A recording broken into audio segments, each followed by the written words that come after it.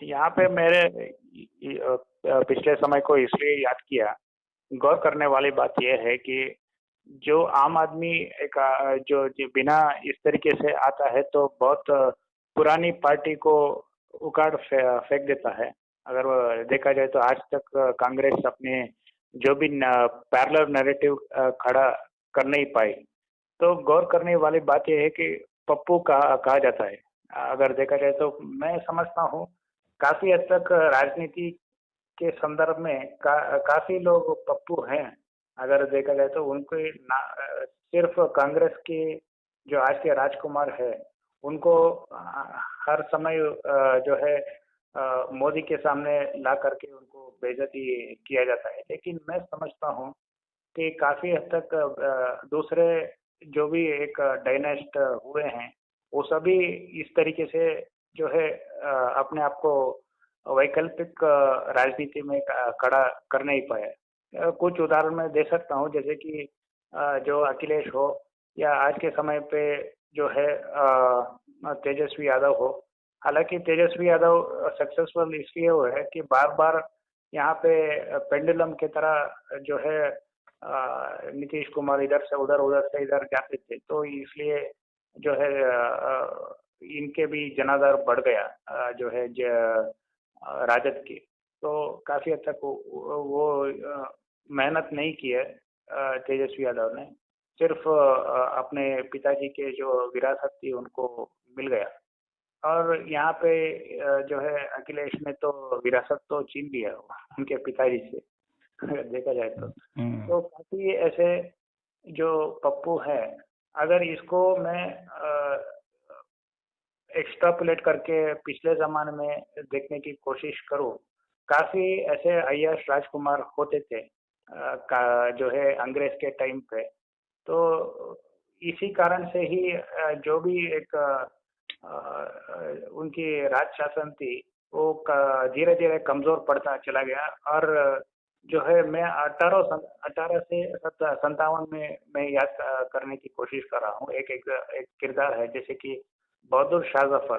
तो मैं बहादुर शाह जफर को ये जो जो है कमजोर मुगल है उनको मैं राहुल गांधी के किरदार भूमिका से मैं कंपेयर करने की कोशिश कर रहा हूँ। ये जो है काफी हद तक कमजोर बूढ़े हो चुके थे, लेकिन उनके नेतृत्व में काफी बार उनको आगे करके वो कन्विंस किया गया कि आप नेतृत्व लड़िए। और अंग्रेजों ने उनको जो है बंदी बना के रंगून भेज दिया गया। तो इस तरीके से आप किस तरीके से देखते हैं इस पप्पू करण को? नाम तो बढ़िया सुझाया है आपने। तो ऐसा है कि देखिए, जो अपने संघर्ष से उठ करके कोई चीज स्थापित करता है उसके पास अनुभवों के भंडार होते हैं। और हाँ, तो इस वजह से जो पहला व्यक्ति होता है वो तो काफी मेहनती होता है और वो ज्यादा सफलता पाता है। उसके बाद जो है उसके लड़के चूंकि विरासत में पा जाते हैं तो उतना समझ नहीं पाते हैं उसका।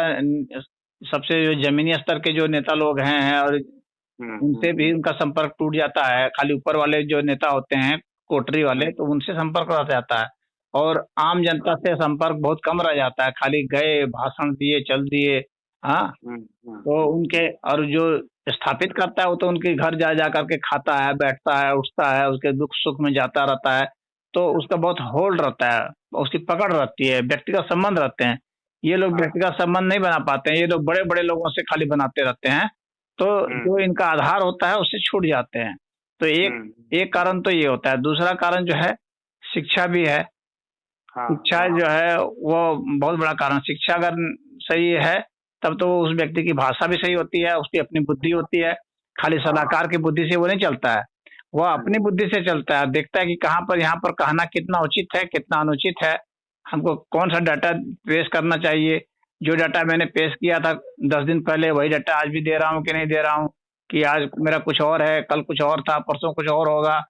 तो ये लोग जो है अपनी बुद्धि नहीं रखने के कारण भी दिक्कत खाते हैं। फिर ये सलाहकार भी जो है चयन करते समय जो है हर तरह के सलाहकार को नहीं चुनते हैं, एक ब्रांड को चुन लेते हैं। ये एक दिक्कत आती है। जब आप हर तरह के हर वर्ग के सलाहकारों को रखेंगे और उसकी एक टीम बनाएंगे और उससे बराबर फीडबैक लेते रहेंगे। जैसे भाजपा की जो देखेंगे आप, भाजपा का बहुत स्ट्रांग ये सब है, फीडबैक लेने का जो सिस्टम है बहुत बढ़िया है इनका। इनकी ये विद्वानों की भी गोष्ठी कराते हैं, उनके बीच में जाते हैं, पत्रकार, इनके अपने पत्रकार हैं, उनकी गोष्ठी कराते हैं, इनके अपने थिंक टैंक हैं, उनके पास जाते हैं, एक दो सलाहकार के ऊपर निर्भर नहीं रहते हैं ये। तो ये इन सब के कारण जो है ये सब पप्पू बन जाते हैं, जो इनकी प्लानिंग सही नहीं है। अच्छा, फिर अभी देखिए, अभी आज ही इनका जो है वहां पर था, इनकी रैली थी दिल्ली में, रामलीला मैदान में। तो अब देखिए, इन लोगों ने सिर्फ अपने अपने शिकायतें की, अपना अपना रोना रोया। इनके पास जनता के लिए कुछ नहीं था। भाई, जनता को तुम क्या देना चाहते हो? तुम वहां रैली कर रहे हो, चुनाव आ गया, तो जनता को बताओ कि तुम क्या जनता को देना चाह रहे हो, तुम्हारे पास क्या प्लानिंग है, वो कौन सी योजनाएं हैं तुम्हारे पास जो कि मोदी की योजना से बेहतर है, भाजपा से बेहतर है, तो उसको बताना चाहिए उन लोगों को। तो वो खाली अपना रोना कि हमको ये पकड़ लिया, तो ये कर लिया, तो ये कर। अरे, तुमने ऐसे कर्म किए हैं कि पकड़े जा रहे हो। हाँ, तो तुमको अपने कर्म सुधारने चाहिए थे और जनता के सामने रखो। जनता को क्या मतलब तुम्हारी प्रॉब्लम से? जनता को अपनी प्रॉब्लम से तो परेशानी है कि तुम्हारी प्रॉब्लम जनता देखने जा रही है। तो ये जनता के सामने अपनी समस्या रख रहे हैं। अब वो जो है, वो केजरीवाल को जो कह रही है कि वो जो है क्रांतिकारी था। हाँ, वो पिछले जन्म में क्रांतिकारी था। अरे, पिछले जन्म का कौन प्रमाण है तुम्हारे पास? हाँ, तो एक से एक ड्रामा सब कर रहे हैं। हाँ, अब वो जो है उसकी पत्नी, अब उसको पिछले जन्म का वो बना रही है। तो इस तरह से ये सब जो है पप्पू अपने आप बन रहे हैं, ये अपनी हंसी खुद उड़वा रहे हैं, अपने समस्या खुद पैदा कर रहे हैं। यहाँ पे मैं स्पष्टीकरण देना चाहूंगा। बहादुर शाह की जफर की बात जहाँ तक आपने की है, हाँ, तो बहादुर शाह जफर जो थे ना, ये तो राहुल गांधी जैसे पप्पू तो नहीं थे। पप्पू नहीं थे, ये मान सकते हैं कि वो बूढ़ा था, कमजोर था, लेकिन वो पप्पू तो नहीं था। ये जान लें, वो बुद्धिमान था। ऐसी बात नहीं है कि वो बुद्धिमान नहीं था, वो बुद्धिमान था, वो शायर था, बहुत अच्छा शायर था। हाँ, लेकिन बहुत अच्छा लड़ाका नहीं था, योद्धा नहीं था, उसकी सेना भी बहुत कम थी। उसको तो बस उसका एक ब्रांड था बस, कि भाई मुगल बादशाह है, ब्रांड था। उसकी बादशाह तो बस वही दिल्ली के ही छोटे से कोने में सिमट के रह गई थी। तो उसकी महत्वाकांक्षा जाग गई कि मैं फिर से वैसी तरह से हो जाऊंगा, फिर अपने जो हमारे दादे परदादे थे पूरे भारत पर शासन वर्ता वैसा हो जाऊंगा। तो वो ख्यालों में जीने लगा। कवि था भाई, कल्पना कर लिया लंबी चौड़ी। हाँ, तो अब उसको हकीकत का पता नहीं है कि हम आज का जो जमाना है वो टेक्नोलॉजी का जमाना है, तो टेक्नोलॉजी के जमाने में पिछड़ गए।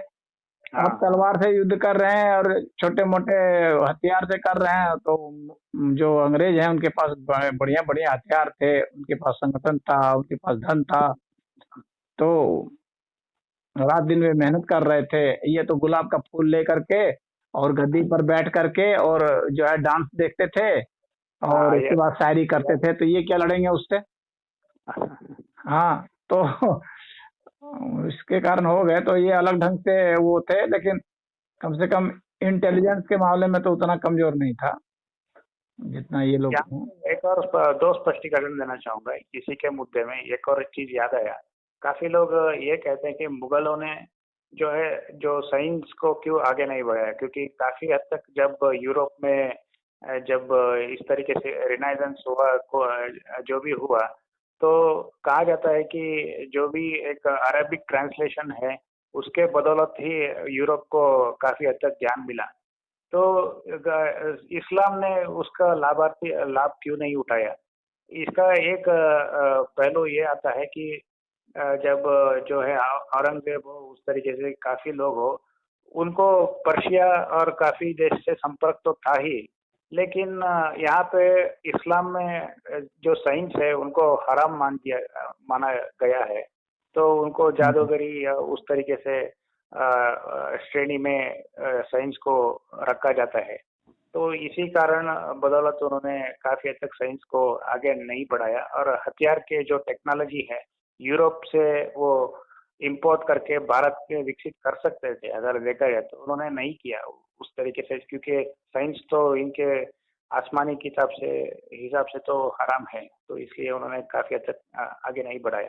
हाँ, और उनको साइंस में अगर डेवलप करना है तो फिर कुरान छोड़ना पड़ेगा, क्योंकि कुरान तो है बिल्कुल साइंस के विरुद्ध है, पूरी गपोड़ कथा है, झूठी कथाएं हैं। तो ये लोग साइंस को इसीलिए छोड़ दिए क्योंकि इनको कुरान के विरुद्ध साइंस लग रहा था। साइंस में लॉजिक की जरूरत है, कुरान में लॉजिक की जरूरत नहीं है। तो आज भी इनकी स्थिति यही है। जो ट्रांसलेशन वगैरह कुछ हुए, कुछ जो है अर्ली साइंटिस्ट हुए इस्लाम के, वे सारे वे सब सारे वे थे जो अभी मुसलमान बने नहीं थे, समझ रहे हैं, अभी दूसरे में थे। और इस्लाम में या तो प्रभावित होकर के शुरुआत में या फिर डर से वो बन गए। लेकिन वो उनकी जो खोजें थे उस पीढ़ी की, तो वो चूंकि पहले वो गैर मुस्लिम थे इसलिए वो ऐसा कर पाए। अलजेब्रा में हो जाए जैसे कर दिए, या और भी किसी में अलकेमी में किए, जो भी किए, तो ये पहले से ही मुस्लिम बनने के पहले से ही कर रहे थे। मुस्लिम हो जाने के बाद की पीढ़ी तो साइंस विरोधी हो ही जाएगी। तो इसलिए इनकी उपलब्धि जो है ना नहीं हो पाई, और इनका फायदा जो है दूसरे लोग उठा लिए। हाँ, यूरोप ने उठा लिया। हाँ, यूरोप ने उठा लिया, क्योंकि यूरोप धर्म से लड़ रहा था। यूरोप धर्म के अंधविश्वासों से लड़ रहा था। और ये धर्म के अंधविश्वासों से लड़ नहीं रहे थे, बल्कि उसको और पोषित कर रहे थे, उसको लागू कर रहे थे। जो साइंटिफिक ब्रेन के थे उनके ऊपर भी अंधविश्वास को लागू कर रहे थे। ये प्रॉब्लम इनकी ये है कि जो साइंटिफिक टेम्परामेंट का व्यक्ति है उसके ऊपर भी ये अंधविश्वास को थोपते हैं, उसको मानने के लिए बाध्य करते हैं कि नहीं, तुम्हारे जो साइंस में है वो गलत है, इसमें जो है वो सही है, इसी को बोलो, इसी को याद करो, इसी को पढ़ाओ।